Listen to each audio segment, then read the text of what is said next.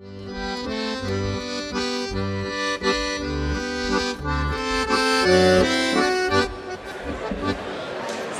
oči a načúvaj písmu zeme, kde kolíska tvoja sa rozhľadala. Zatvor oči a pozeraj na krásu, čo príroda i domovy zem tvojim očiam dala. Pomodli sa za všetkých, čo vzýšli z bude tvojej. Maj rád, vási človeka, uľaví sa duše tvojej. Dominika Micholičová, Dechtický skvost. Na Dechtickom vršku objatí Karpát sa vypína skvost náš. Rotunda románska, historická, statočná. Statočne nosí bolesti, ostré rany na hrudi, stáročia je miestom straty a bolavej smrti. Nemáš vola, denne zachytáva prah jesenný. Históriou a proroctvami sú posiate bledé steny. Stojíme pri jej dverách, vo večnú spásu veríme, za svojich blízkych sa s úctou modlíme. Slnce lúčmi hladí, jeho plameniu zohrieva. Posilňuje jej odkaz, do múrov nádej vlieva. Teplý Vánok pohľadza jej stieny ľavé, azyl pre smutiacich, duše nájdené i stratené. Pokrýva ich zem, posiata kvetmi, láskou i slzami. Pod prikryvkou oddanosť, obeta i ťarka viny. Stromoradie ševelí piesne, vďaky vstáva. Dobrom na nich spomína, nech im je česť a sláva. Vážené dámy, vážení páni, vážení hostia, je mi cťou privítať vás na slávnosti, ktorá je symbolickým mostom. Mostom, ktorý spája minulosť so súčasnosťou. Chceme vzdať hold našim predkom, ktorí boli staviteľmi našej vzácnej kultúrnej pamiatky, kostolíka všetkých svätých a tiež tým, ktorí sa zaslúžili o jeho dnešnú podobu. Prosím starostu obce, pána Karola Zakara, aby sa ujal slovo.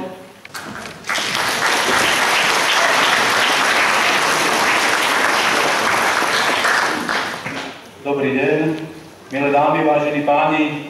Dovolte mi, aby som vás čo najsrdečnejšie privítal tu u nás v obecnom kultúrnom dome, kde sme sa zišli po krásnej slávnostnej svätej omši, aby sme zase tak trošku svetsky oslávili našu krásnu a milú rotundu.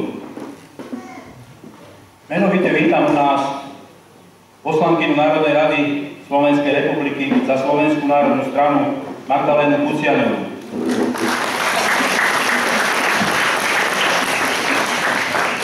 Krajskú predsedničku strany Smer sociálna demokracia Renátu Zmajkovičovú. Nášho rodáka Andreja Kolesíka. Starostu družobnej obce Dolní Dunajovice Jozefa Haslíka s manželkou. Starostku obce Trsti Martu Genčúrovú. Starostu obce Kátovce Pavla Johannesa s manželkou. Starostu obce Dlhá a predsedu mikroregiónu Malokarpatské partnerstvo Rudolfa Branišu. Starostu Dobrej Vody Reného Blanárika. Vedúcu kancelárie Združenia miest a obcí Regionálnej bolnice Andreju Rieštenskú. Dôstojných pánov Mária Bosého a nášho pána farára Miroslava Kováča.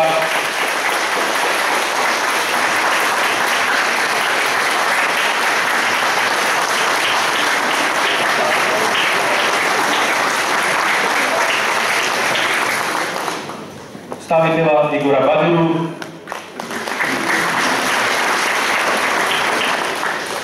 Restaurátorov Tomáša Kucmana.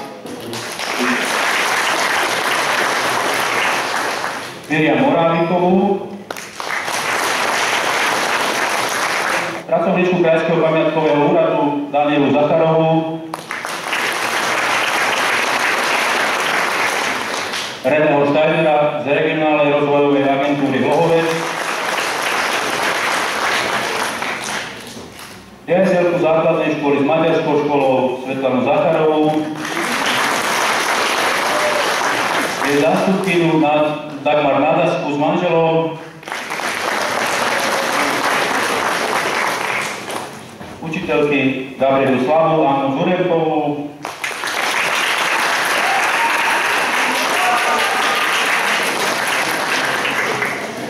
predsedu poľnohospodárskeho družstva a zástupcu starostu Štefana Uhra s manželkou, no a poslancov obecného zastupiteľstva, pracovníčky a pracovníkov obecného úradu.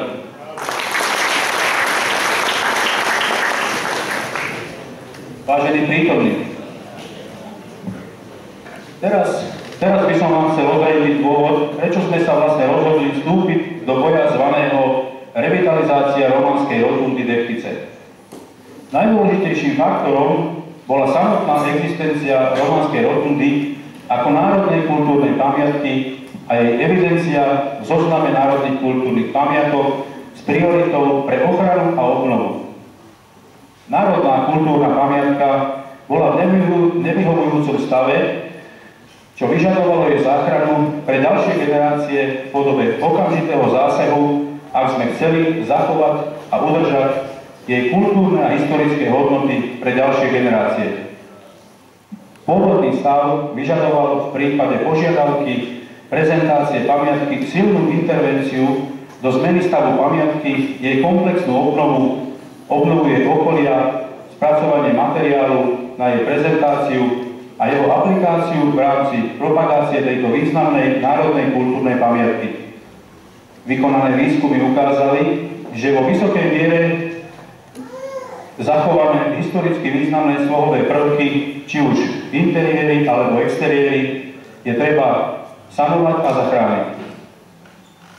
Tieto dôvody, ako aj naša hrdosť na náš horný kostolík, nás viedli k realizácii ťažkej, no úspešnej cesty komplexnej obnovy Romanskej rotundy Dechticia.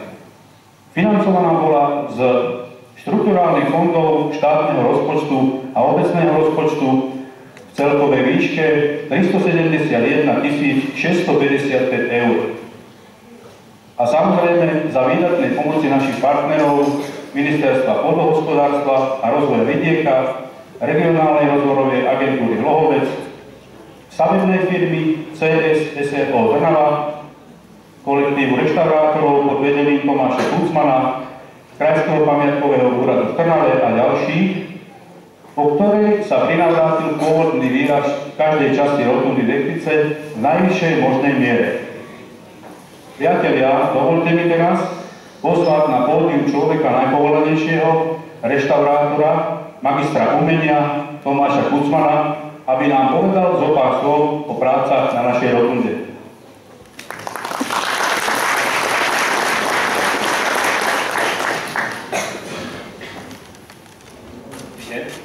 Tak ja by som sa chcel v prvom rade poďakovať za dôveru, ktorá bola daná mne a mojim kolegom, že sme mohli realizovať túto krásnu prácu.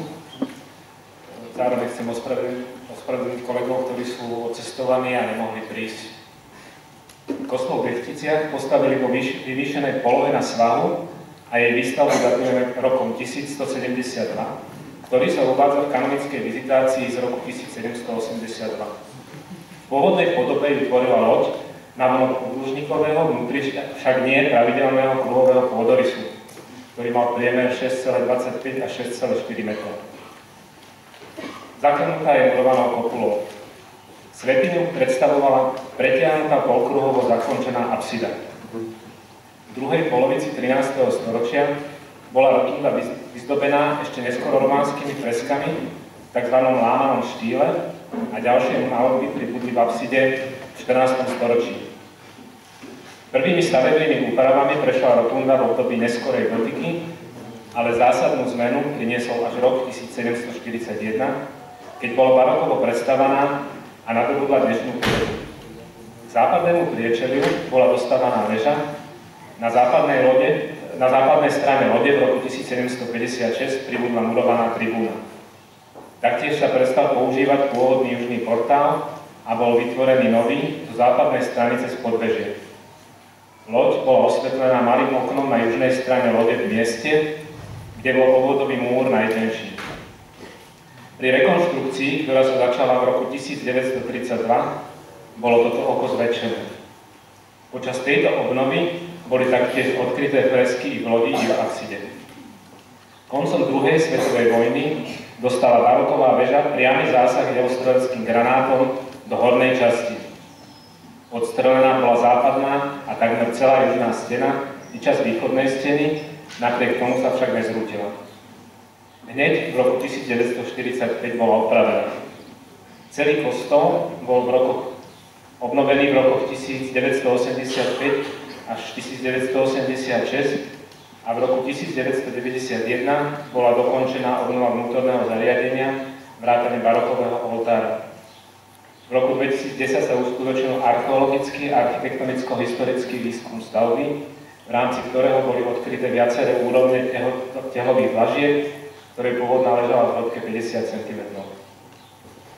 Potom v roku 2013 sme boli prizvaní na to, aj s kolegami, aby sme spravili výskum interiérových a exteriérových častí kostola, pričom boli zistené veľmi potešujúce skutočnosti, že sa tam nachádzajú veľmi hodnotné vrstvy z románskeho a gotického obdobia, ktoré vlastne doteraz neboli prezentované.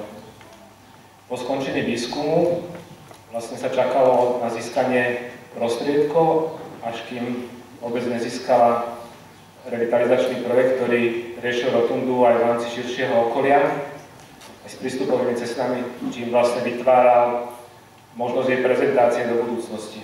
Tak v roku 2015 sa vlastne začala reštaurátorská obnova celej rotundy, pričom boli zistené ešte nové skutočnosti, že vlastne sa tam zachovali časti kostola, ktoré taktiež neboli prezentované. Boli to tie sedílie napríklad v stenách, to sú také otvory s tým polkruhovým zaklenutím, kde vlastne sedávali v lodi hodnostáni, obecní a vo svätyni kňaz.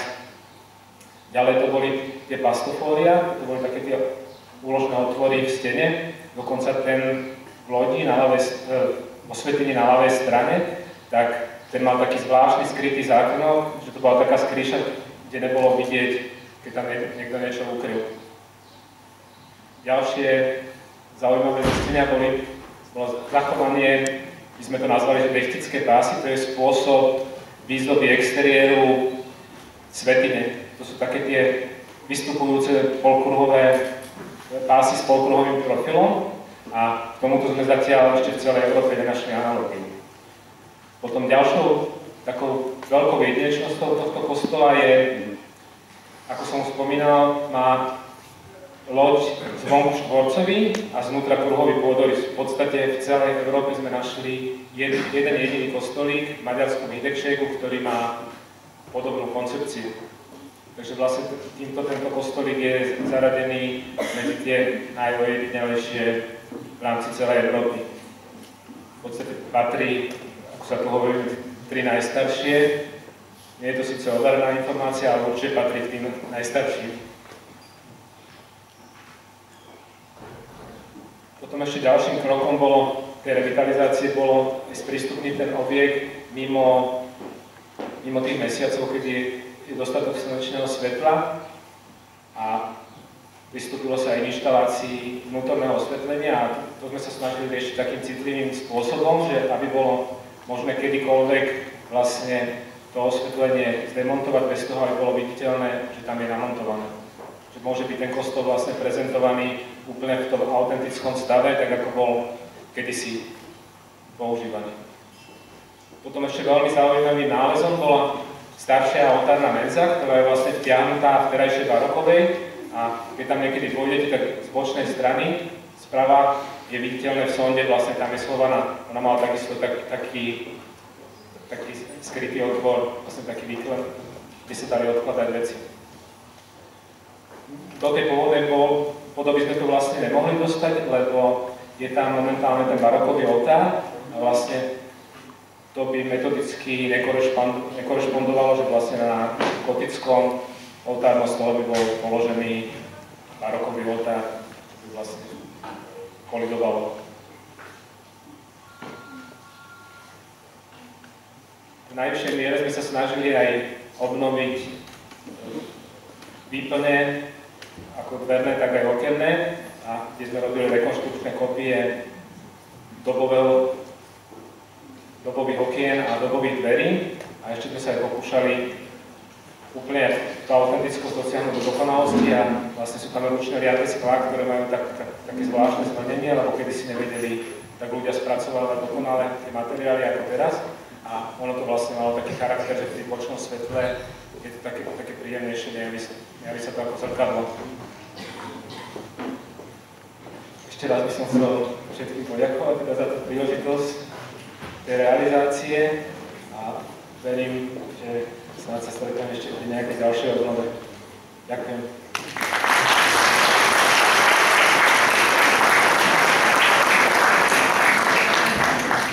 Kostolík všetkých svätých nie je pre nás len stavbou, ale i našim duchovným dedičstvom. Múry kostolíka šepkajú modlitby dávnych čias a ozvena spieva starej chorály, pretože hudba bola vždy neoddeliteľnou súčasťou života.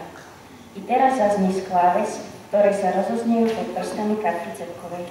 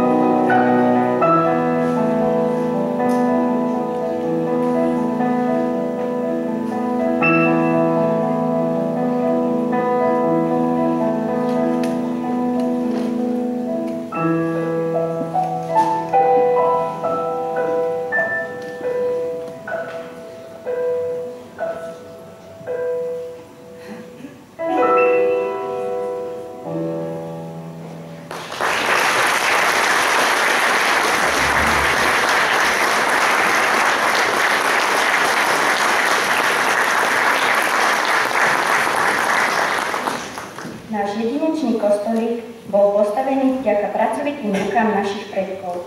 Vypočujte si zamyslenie v podaní Alžbety Slivovej, po ktorom nasleduje veselá scénka, ktorá vám priblíži jeho históriu.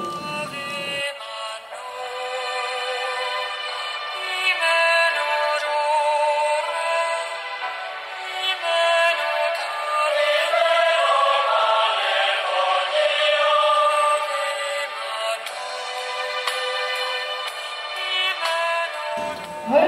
kostolík v úbočí nad dedinou, obkolesený krížmi z tesaného kameňa, krížmi železnými i drevennými. Kostolík pôsobí tajomne. Len 2 razy do roka bývali v ňom slávené omše. Na nebo vstúpenie Pána a na všetkých svätých. To boli dni sviatočné. Ostatné dni kostolík ticho stráži svoj kŕdeľ. Ba vlastne celú dedinu patrí ako si k nej, ba kráľuje nad ňou.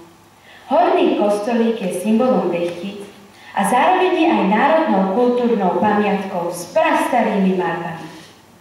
Predovšetkým je domom Božím, domom modlitby sa duše generácií tých, ktorých prach sa mieša s pieskom sypaným do nových hrobov, našich rodičov, súrodencov, detí.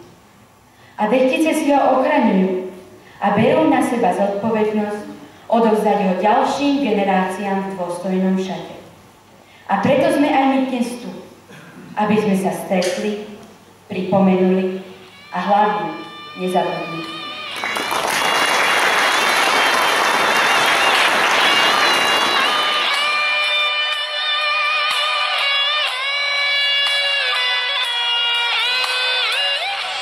Po krásnych a dojmavých slovách a hostí dovolte mi, aby som sa vám predstavila.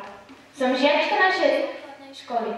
Vždy ma zaujímala história a minulosť mojej rodnej obce Dechtice. Mám k nej blízky vzťah. Keď som sa dozvedela, že Dechtice chcú rekonštruovať svoju dominantu, románsku rotundu, tzv. Kostolík všetkých svätých, veľmi som sa tomu potešila. A podarilo sa. Dnes máme znovu vysvetenie a veľkú slávnosť. Ako redaktorka školského časopisu Blaváči som sa rozhodla, že napíšem reportáž o tejto dôležitej a významnej udalosti a zároveň priblížim aj históriu kostolíka. No nedávno som si bola pozrieť i odfotiť náš novozrekonštruovaný kostolík, ktorý je naozaj v celej svojej kráse a v novom šate. A stretla som tam naše rodáčky, žienky z Dechtíc, a práve oni mi k tomuto všetkému dopomohli. Preto tu aj ja dnes na tomto mieste stojím a čakám naše Dechtičanky, aby nám bližšie vypovedali o histórii, ale aj o súčasnosti našej dechtickej dominanty. Tak, vitajte medzi nami. Cez Dechtice teče vodička, spievala mi moja mamička, aj naučila spievať vesela, vždy za večera. Aj naučila spievať vesela, vždy za večera. Jakí sú tí majstri šikovní? Čo povíš, Cilka? Jako to len dobre robá? Však ten kostolík nebol ani za mojej mladosti taký pekný.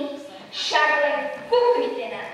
Ani sa nepamätám, že by tam boli hentí čári. Však čo nevidíte, jak tam svedčia. Jednoducho tam patria. Majú tam byť. A veru máš pravdu, Mariška. Ščúleky je jak nový. Je pekný a hlavne je náš. Dobrý deň, žienky. Jej, však my sme sa tu pred týdnom stretli na cinderi pri rotunde a sme došli cierenka, jak sme si slúbili. Všetky 3. Anička, Mariška a potom, aby sa vedelo, ja som Cilka.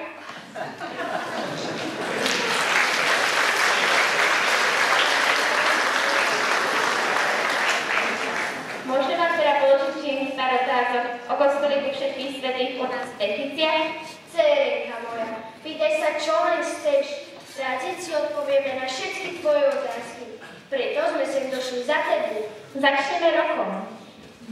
To bolo tak. Ľudie v Dechicách sa rozhodli, že aj oni si mali postaviť kostol. Však Skaličania ho mali postavený už dávno. Tak ho tedy začali stavať a roku 1172 aj dokončili. Myslíte si, že rok dostavania rotundy je presný? Však je to napísané v papíroch z kanonickej vizitácie z roku 1782. Tak je to z istotu, nemýlim sa, prádávička. Prádaže?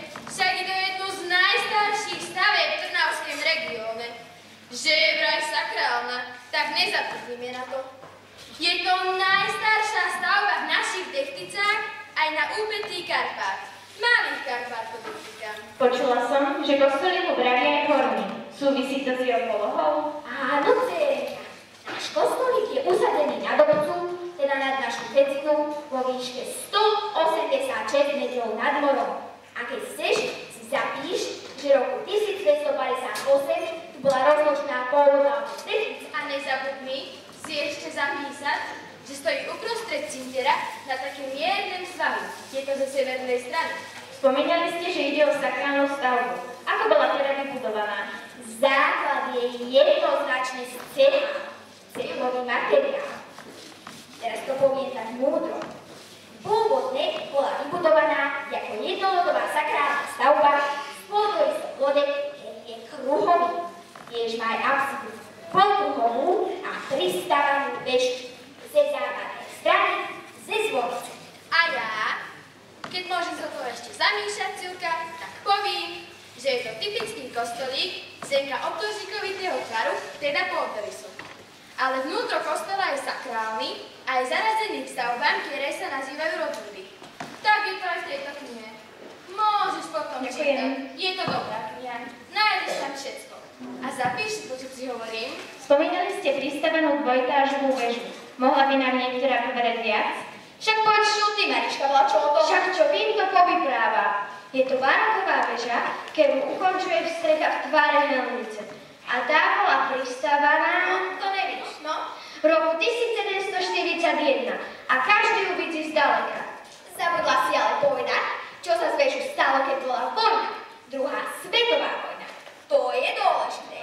To treba spomenúť. Však som ešte neskončila s vyprávaním. Nechaj ma dovyprávať. Ja to poviem teda za vás všetkých, aby ste sa nehádali. Zestrelili ju ruskí vojáci, keď strieľali na Nemcov ze susednej dedziny Karkovce. Bola poškodzená celá strecha kostola a potom ju menili za medeninu. Náš všetky vyprávateľ nové kešku. A znútra nesete vedieť, jak to tam všetko vyziera? Ste ma predehla, pani Mariška. Oslovím vás, pani Cilka. Počula som, že ide o zaujímavú interiérovú výzdobu, o románske fresky, ktoré sú z obdobia prvej polovice 13. až 14. storočia a zdobia vnútro kostola. Ja si o tom bola čo poviem, dcérenka. Ja som sa túto tématiku zaoberala dlho v svojej mladosti. Však povedz, nech víme všetky. Zasa len múdry žiak, ostatné vždy. Však ma nechaj už vyprávať, ale vyprávaj to. Ide o náscenné malby a výjavy života Ježiša Krista od jeho narodenia až po ukrižovanie. Na južnej scéne je malba, ktorá zachytáva apoštola Tomáša. Tieto všetky fresky boli odhalené, keď sa kostol renovoval v roku 1932 a tiež dostala aj nové zvony. Bolo to v tom roku, keď bola odhalená aj rodinná krypta zemánskej rodiny zvanej Jackovičovej. To ste nevedeli, čo? A ty si to nezabudli všetko písať do tej svojej reportáže, kde všetci vedzá, jak to bolo v minulosti. Máš pravdu, Cilka. A ja si ešte poviem, dcerenka, aj vám všetkým, že vďaka náscenným malbám je náš kostolík zapísaný do národnej kultúrnej památky pod označením Stredoveké náscenné malby. Je to dôležitá vec, ktorú si nezabudli poznačiť. A momentálne prebieha rekonštrukcia. Po novém tomu hovoria reštaurácia. Však celá dedina to vie. A preto sme aj nakoniec dnes tu. A ty, môj starý, čo tu robíš? No ja som došol chlapov kúpnúť, jak im ide robota. A ty čo ma tu stále nevyšetruješ? A že nám na toľko vyprávaš? Čo si sa tu zabudla? Poď už domov, k obedu konečne. Dokedy budem čakať? A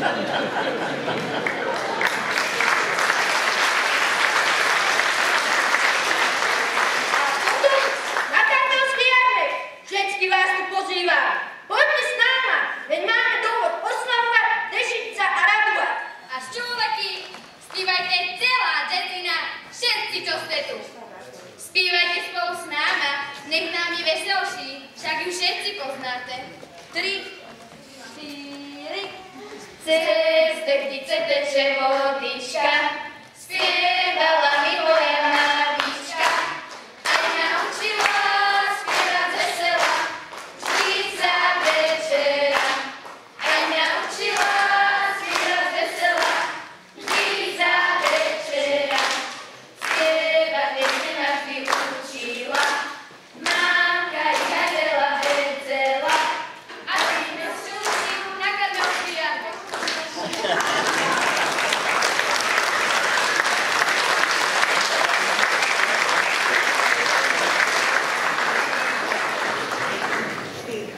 Dechtice. Náručí malých Karpát, dedinka leží. Moje detstvo plné hier, tak rýchlo beží. Dechtice. Tu so svojou rodinou bývam, radosť, šťastie a pokoj prežívam.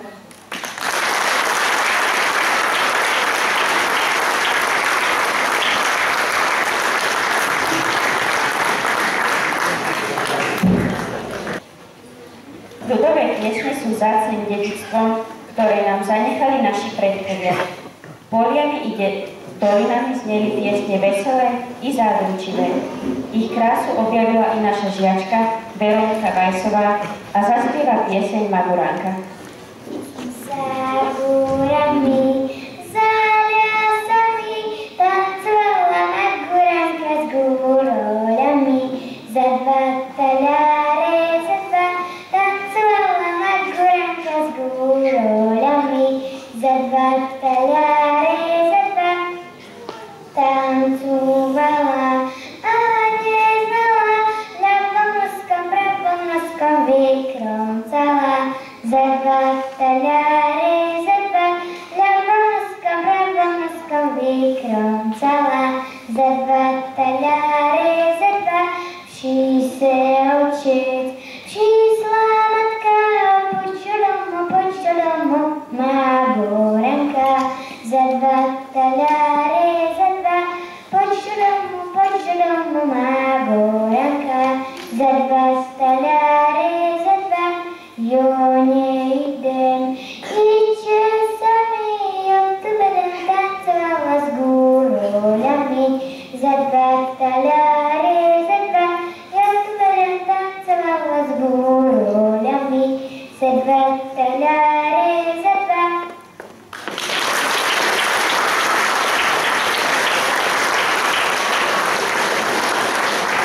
Dobrej nálade patrí aj tanec.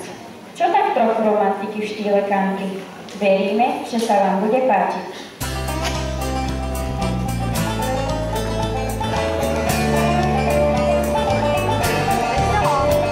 Přicházím až sama, bavím se svým večem sám a sám. A teď jdu do Louisiany navštívit svou milou tam. Slunce praší z nebe hromičný, můj cíl je dalekej. Jenže láska má mě provází, Zuzano, neplakej. Zuzano, mám tě rád. Přicházím z té velký dálky, k vám na venču budu brát. Zuzano, mám tě rád. Přicházím z té velký dálky, k vám na venču budu brát. Včera v noci měl jsem krásný sen a teď ho povídám. Zpíval jsem Zuzaně pod oknem, Zuzano.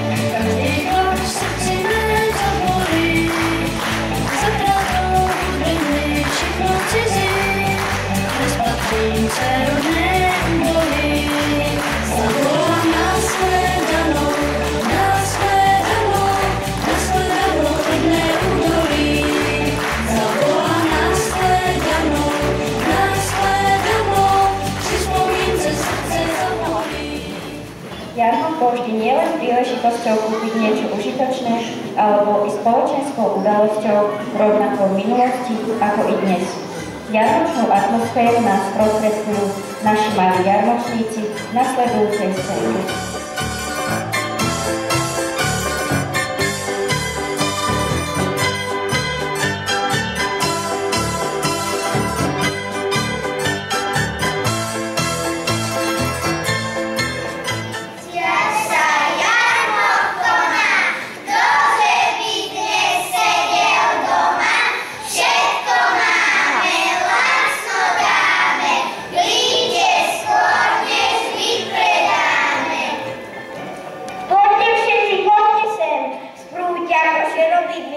Koše veľké, koše malé, aké chcete, také máme. Šikovné ja ruky mám, varešky vám vystrúham, v kuchyni vám nesmú chýbať, to by bola veľká chyba. Miešivky vám všetkým núkam, farebné sú ako lúka. Pre vás, slečna, pre vás, pani, mám tu obrus vyšívaný. Ovocie tu pre vás máme, len dnes ráno natrhané. Vyberte si, nech sa páči, 2 kilá vám budú stačiť. Ja som majster a koník, kúpte čvánci taniery, najlepší ja tovar má, keď kúpite vlastno dám. Perničky aj medovničky, kupujte si pre paničky, budete srdce perníkové, plné škoricovej vône.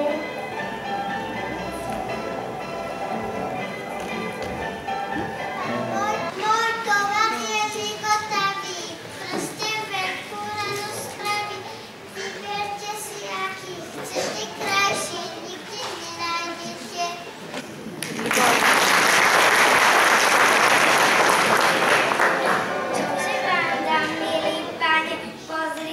Všetko máme, rážte rášok aj mrkvičku, petržlen či kapustičku.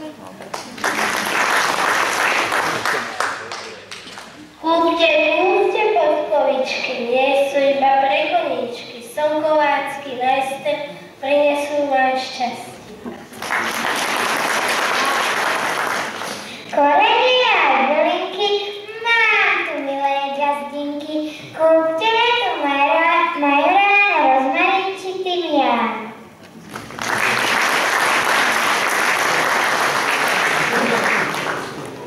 Košíky už prázdne máme, všetko je už vypredané, už sa končí dnešný jarmok, stretneme sa zase o rok.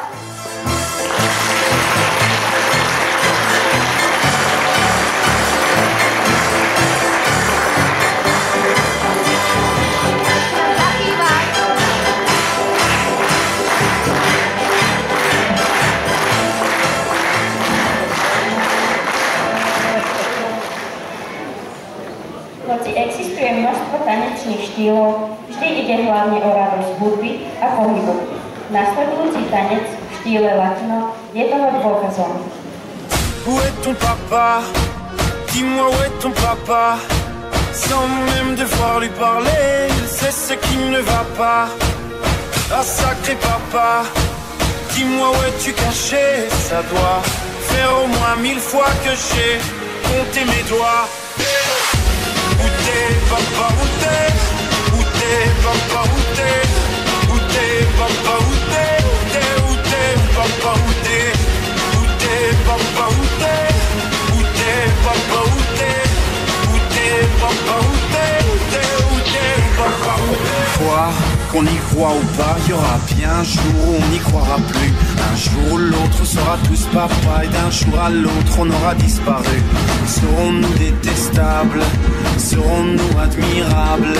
Des géniteurs ou des génies? Dites-nous qui donne naissance aux irresponsables.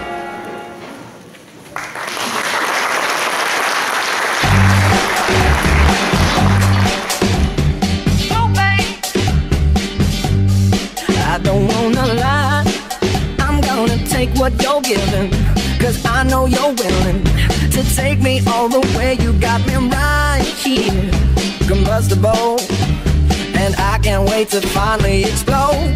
The big, big bang, the reason I'm alive, when all the stars collide in this universe inside. The big, big bang, the big, big bang, the big, big bang. Some people like to talk, but I'm into doing what I feel like doing when I'm inspired. So if we take a walk down the beach tonight, I bet that we could light up the sky. The big, big bang, the reason I'm alive, when all the stars collide in this universe inside. The big bang.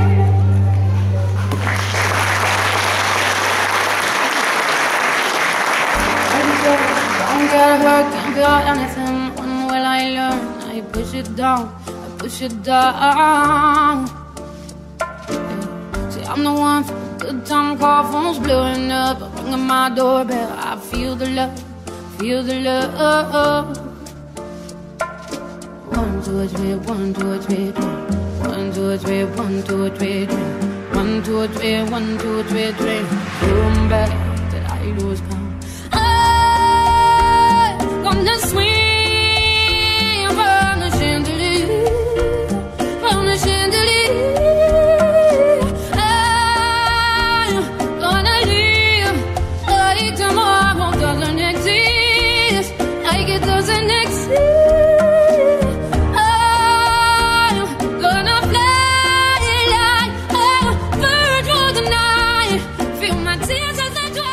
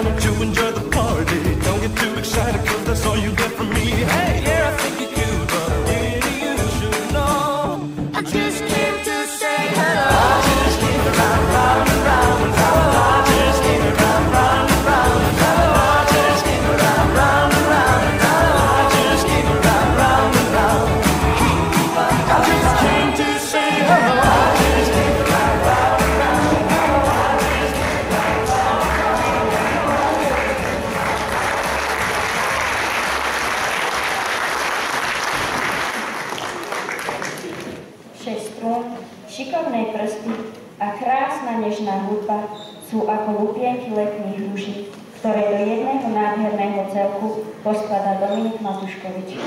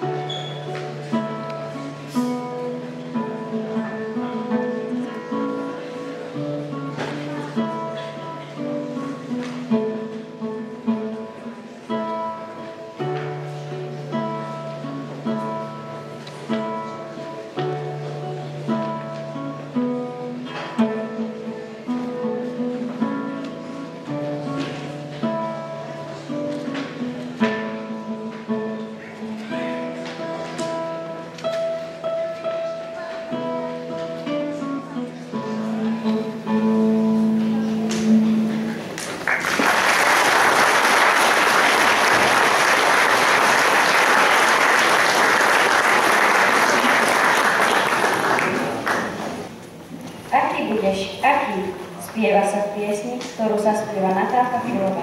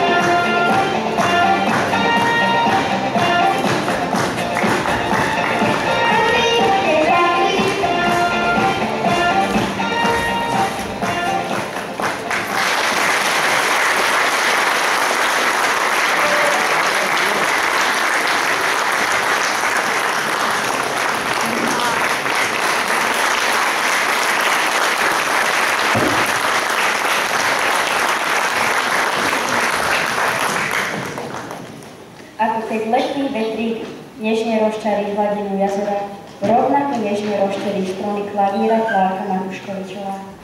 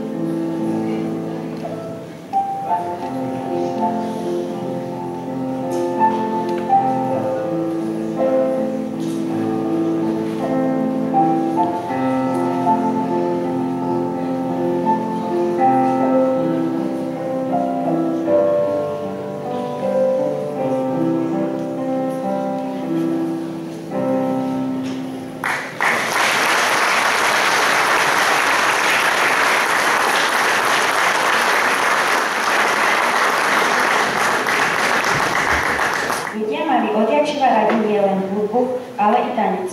Preto ukážka ľudového tanca nesmie chýbať ani dnes.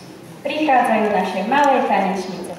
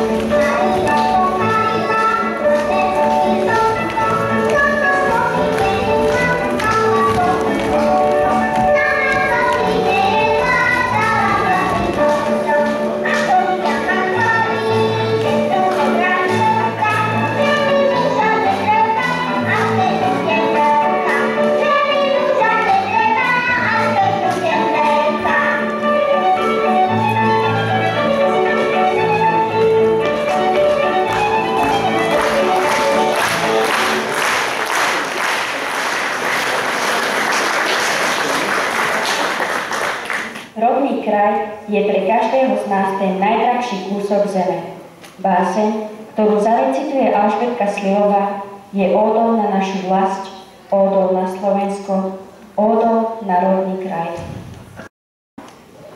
Tam, kde lúče slnka denne budia kúsok zeme a úsmev darujú ti oči neme, kde Vánok tvár jemne pohľadí a náruč, ktorá horúcu bolesť ochladí, tam srdce moje je vrah a spieva o rodnom kraji, kde ušľachtilou silou očaria Tatry a krásou nadchnú miesta Tatry. Z jary utešené kvietky vyklíčia, v horúcich dňoch cítiť vôňu ich ličia. Či polia zlatistých kláskov pri západe slnka, z ktorých pri vetríku zrodí sa vlnka. To kúzlo má i rozľahlá rovina. Tam je môj kraj, moja domovina, kde zlákajú pradávne koláče starých mám a núka sa náruč rodičov, keď človek zostáva sám. Kde tvrdé dlane deduška darujú ovocie sladké, veď cesty života nie sú ľahké. Je miesto, z ktorého čerpám slast. Slovensko, moja rodná vlast.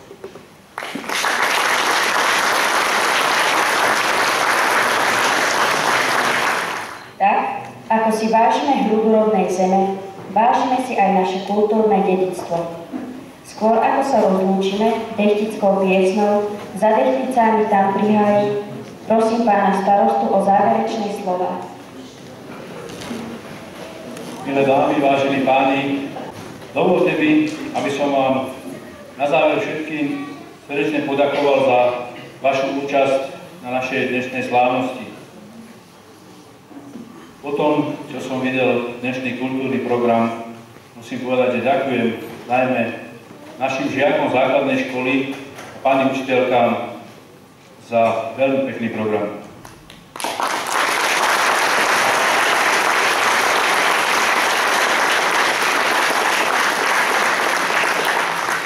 Ďalej ďakujem dýchovej hudbe Dechtičanka za peknú muziku, dievčatám z jednoty dôchodcov Slovenska za pomoc pri organizácii tejto akcie, ale najmä za vynikajúce koláče, ktoré pre nás sponzorky upiekli a za chvíľu ich teda ochutnáme.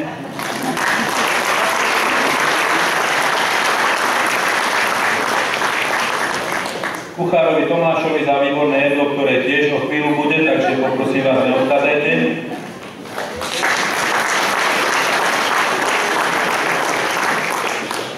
Petrovi Roháčovi, Marekovi Stachovi za ozvučenie.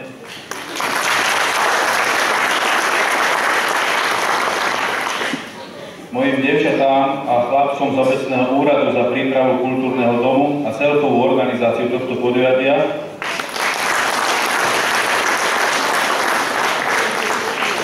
Jarmile Baverovej za prípravu kostolíka.